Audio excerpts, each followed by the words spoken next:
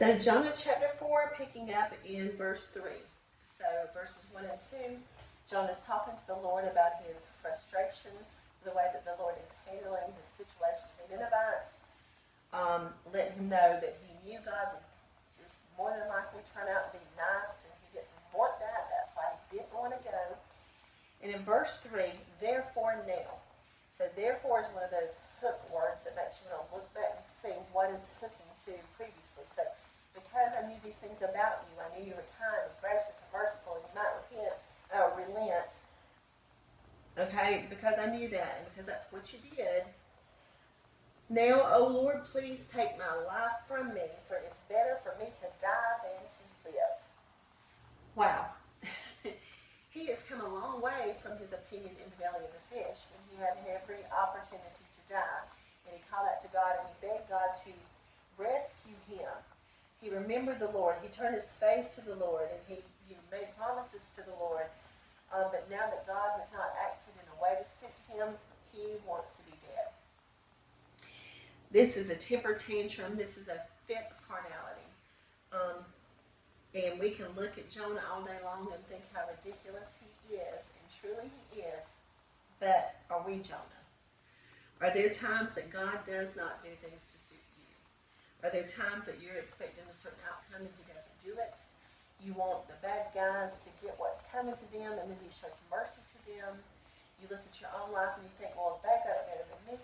I don't understand this. Like, I'm just over it. I quit. I throw my sucker in the dirt, and I'm going to flop down right here and cross my arms and refuse to play anymore.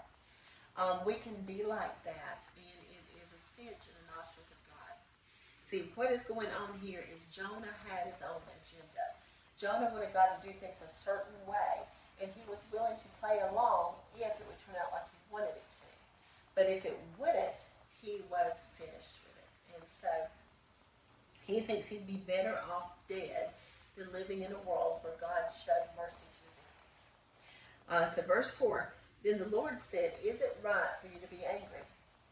Look at that. God did not say to him, shut your mouth, you rebellious prophet. I cast you now into the bottomless pit where there will be weeping and gnashing of teeth.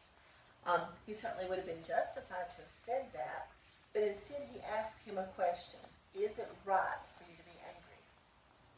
That compassion that he's mad with God about, that long suffering he's now reaping the benefits of, even as he resents other people enjoying that benefit as well.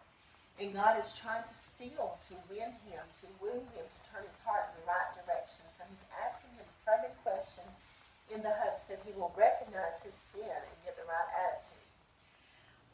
Verse 5, so Jonah went out of the city and sat on the east side of the city.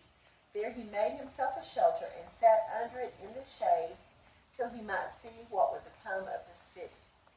So it does not appear that Jonah responded to God's question. Perhaps it was a rhetorical question. But we don't see Jonah repenting, putting on sackcloth and ashes, turning from his evil ways. Instead, he goes and makes a fort. I'm just going to hang out here and hope that maybe, just maybe, God will go ahead and blow this place up. I want a front row seat to the action. So I'm going to even make me a shelter so I can be comfortable while I wait. And the Lord prepared a plant and made it come up over Jonah, that it might be a shade for his head, to deliver him from his misery.